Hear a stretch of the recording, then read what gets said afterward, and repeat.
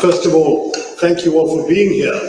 It's amazing on a Saturday night of the Memorial Day weekend that we were able to get such a star turnout, and thank you all for coming. I had a chance to say hello to many of you during the reception, but some of you I haven't, and I do want to say hello and acknowledge with gratitude your presence here this evening.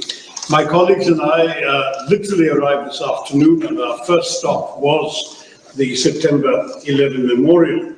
It was obviously a very moving moment for us, but it was also meant to send a very strong message that we are here in a city which is bearing still the scars of that savage terrorist attack, in the wake of yet another terrorist attack in our own country.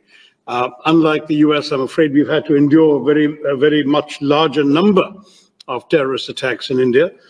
But we came both as a reminder that this is a shared problem, but also out of a spirit of solidarity with the victims, who included Indians, as Indra was reminding me, someone, a young Indian working in her own company, was one of the victims of 9/11. Indians, Americans, and very many other nationalities who were affected. It's a global problem, it's a scourge, and we must all fight it unitedly. So that was a very important message to convey, and my colleagues and I did that by going to the memorial and leaving roses on some of the names around the memorial pool. And having done that, we are now proceeding, as has been mentioned already, to 4 other countries before returning to the US, not to New York, but to Washington, D.C. on the 3rd of June, when Congress will come back from its recess as well.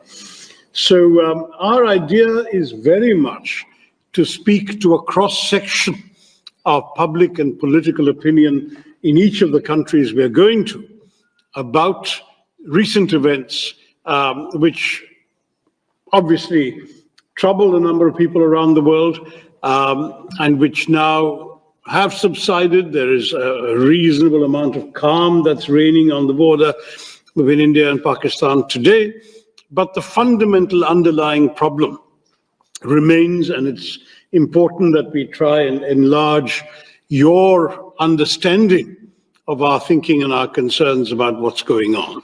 So it's for us an opportunity. We will be in every country meeting members of the executive, meeting members of the legislature, meeting think tankers and influential foreign policy experts, and at the same time interacting with the media and public opinion in every one of these places.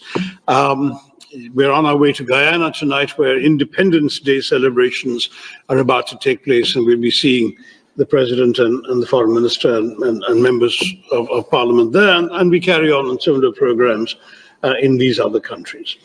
Vinay had asked me to say a few words about what happened. By way of context, I mean, I think you're all aware that India has tried to be focused on a very different narrative from some of our neighbors. Our focus for some years now has been on being the world's fastest growing free market democracy, attempting to focus on the development of our economy, our high emphasis on technology and technological growth, and pulling large numbers of people from below the poverty line, not just into the 21st century, but into the world and the opportunities that the 21st century offers. And perhaps in that process, we had allowed ourselves in some ways to be complacent may be too unkind a word, but we had not perhaps braced ourselves sufficiently for the malign influences in our neighborhood that did not want that story, that narrative to be told in an uninterrupted manner. We had been seeing in Jammu and Kashmir, which, as you know, has for the long time been coveted by our neighbors on the other side, Pakistan. We had been seeing not just peace, but increasing prosperity. In fact, Vinay gave me this wonderful nugget that the number of tourists in Kashmir last year was double the number of tourists in Aspen, Colorado last year. So that was the kind of of not just normalcy, but growth, prosperity that the people of Kashmir were enjoying as Indians and foreigners were flocking to Kashmir for tourism.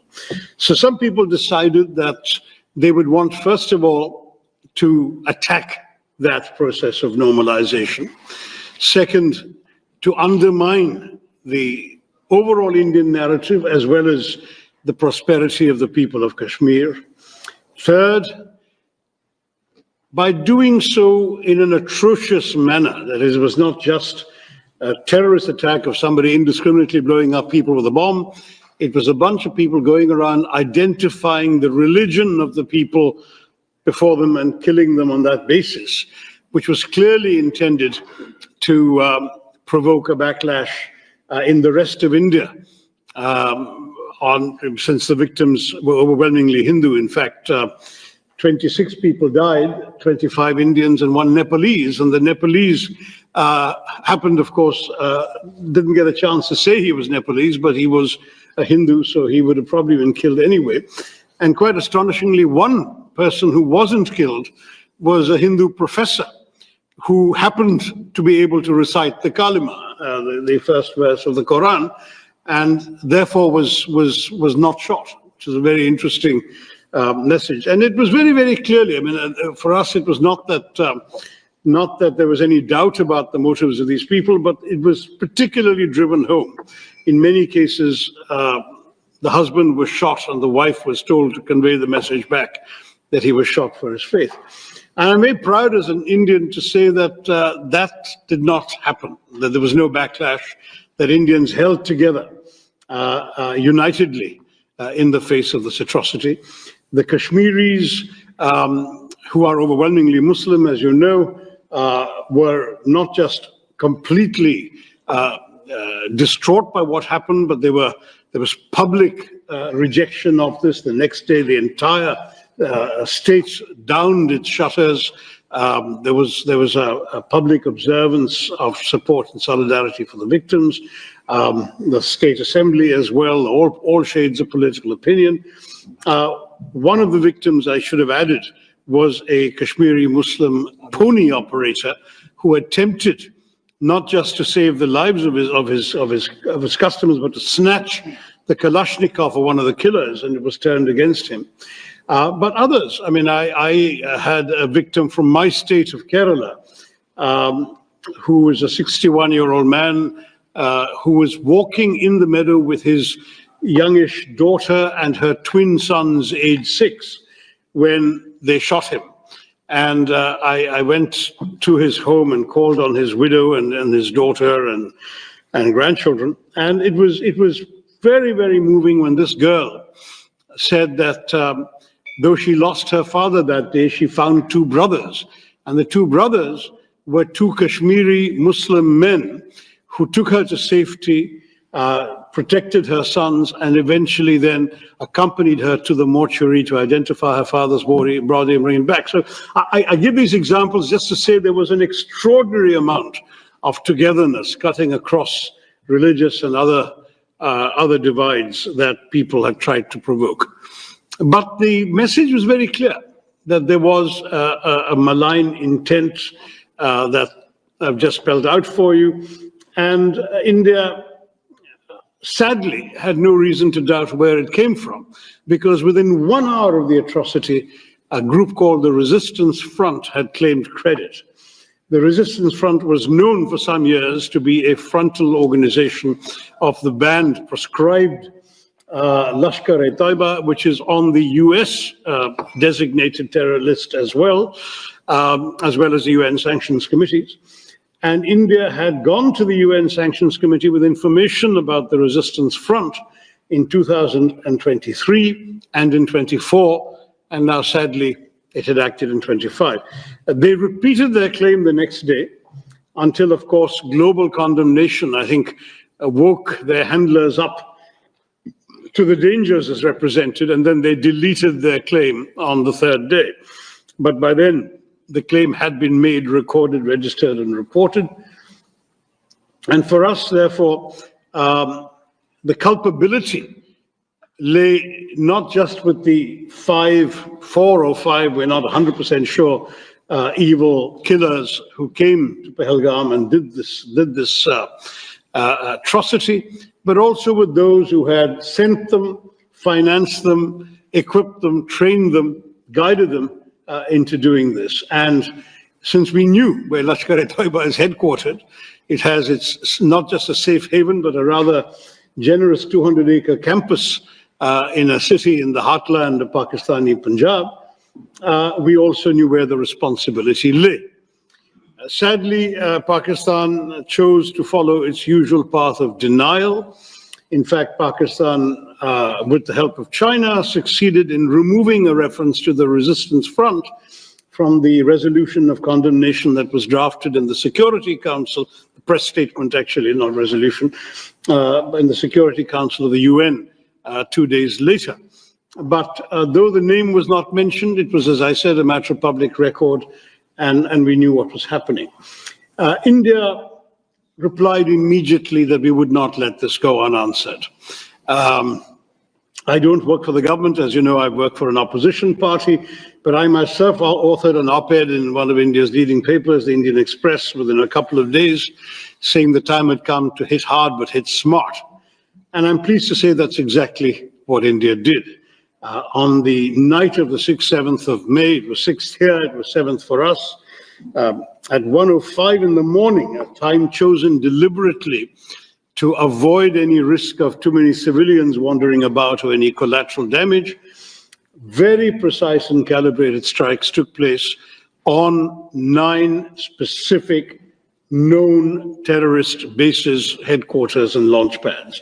Those included those of the Lashkar-e-Toiba in a place called Muridke, those of the Jaish-e-Mohammed, the organization that is responsible, amongst other things, for the murder of Daniel Pearl, some of you knew in New York, and others, Jaish-e-Mohammed in Bahawalpur, and in Muzaffarabad, which is in Pakistan, the Pakistani-occupied part of Kashmir, there were no less than 3 different terror organizations which had their bases there, Harkatul Ansar, Harkatul Mujahideen, others. And so India sent a clear message, number one, that it was not going to take terror lying down, it would answer, but equally that by delivering very precisely calculated, calibrated strikes on very specific targets, it was also sending a message that this was not meant to be the opening salvo in a protracted war, but just an act of retribution, that we were prepared to stop with that act. In other words, not just in other words, it was officially conveyed. There is a regular hotline between the 2 directors general of military operations.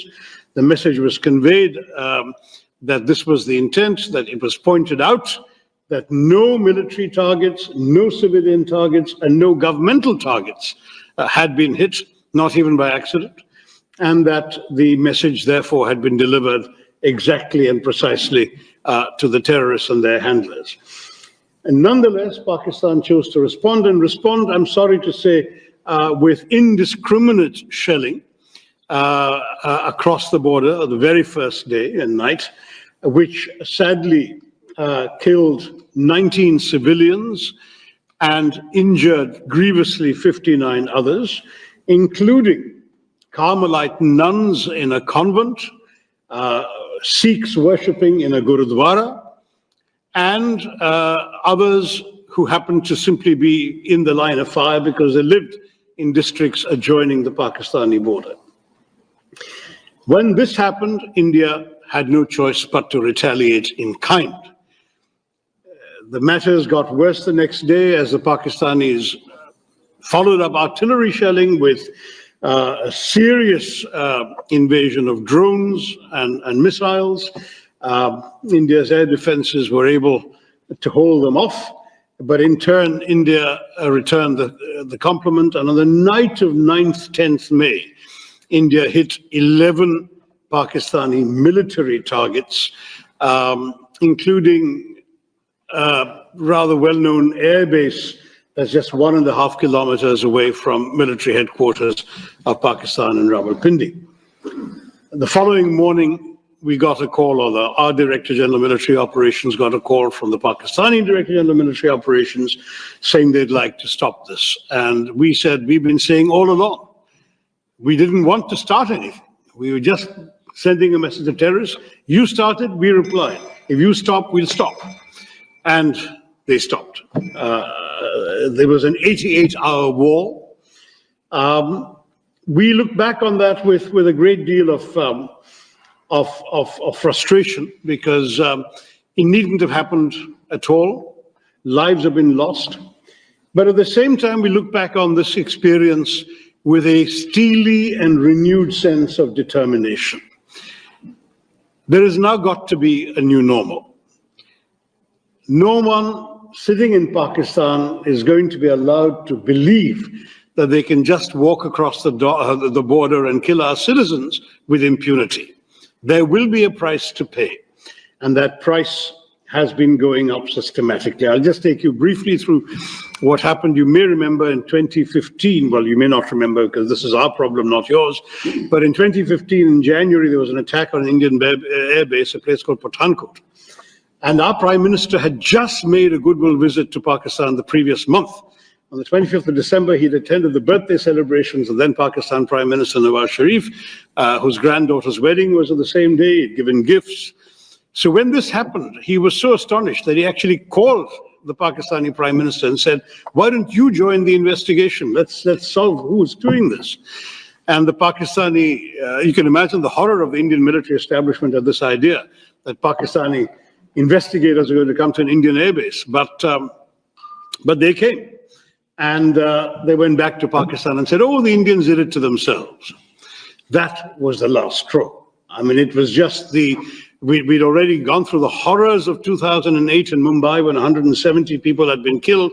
And the Pakistani denials at that time were laid bare, not just by the fact that we caught one of the terrorists alive and his identity, his address, his family, etc., were identified in Pakistan, but equally because that drama took place over 3 days, during which Western intelligence agencies trained their recording devices, amongst other things, on Pakistani, the chilling voice of the Pakistani handler, giving minute-by-minute instructions to the killers in Mumbai. So the evidence was there. There'd been denial, and that denial was proven to be completely false. And as you know, thereafter, the Pakistanis claimed not to know where Osama bin Laden was, until he was found in a safe house right next to an army cantonment, in a city dominated by the army. This is Pakistan, and I'm afraid for us, 2015 was the last opportunity for them to behave, to cooperate, to really show they were serious about ending terror, as they claimed every time that they were. And since they did not do it in January, in September 2015, there was another attack in a place called Uri, also not far from the border, and this time India breached the line of control which we had rigorously observed throughout in every previous skirmish. We had never crossed the line of control. We crossed it with a surgical strike in September of 2015.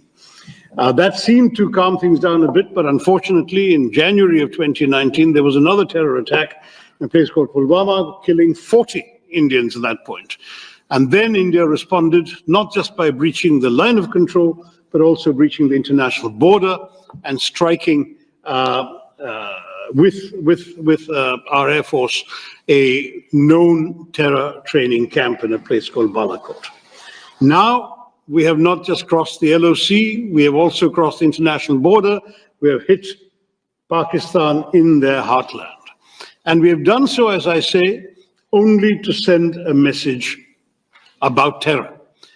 We are not interested, and we still remain absolutely clear that we are not interested in warfare with Pakistan. We would much rather be left alone to grow our economy and pull our people into the world that they're getting ready for in the 21st century. We have no desire to have anything that the Pakistanis have. Sadly, we may be a status quo power. They are not. They are a revisionist power. They covet territory that India controls, and they want to have it at any price. And if they can't get it through conventional means, they're willing to get it through terrorism. That is not acceptable to us, and that's really the message that we are here to give all of us, or all of you in this country and elsewhere. We are determined now that there's got to be a new bottom line to this. We have tried everything: international dossiers, complaints to sanctions committee, diplomacy, even this joint investigation attempt. Everything has been tried. Pakistan has remained in denial. There has been absolutely no conviction, no serious criminal prosecution, no attempt to dismantle the terror infrastructure in that country, and the persistence of safe havens. So from our point of view, this is it. You do this, you're going to get this back. And we have demonstrated with this operation that we can do it with a degree of precision and with a degree of restraint that the world, we hope, will understand. We have a right to self-defense. We've exercised that right. We have not done so irresponsibly, and we have not done so in a way that would have warranted a wider conflagration. That's really the message I wanted to give you all today. I'm sure you have questions and comments, and my colleagues represent, as I say, 4 parties amongst the 5 of us, and there's a wide span of views. We're all happy to join in conversation with you. Thank you all very much once again for coming and being with us today. Jai Hind.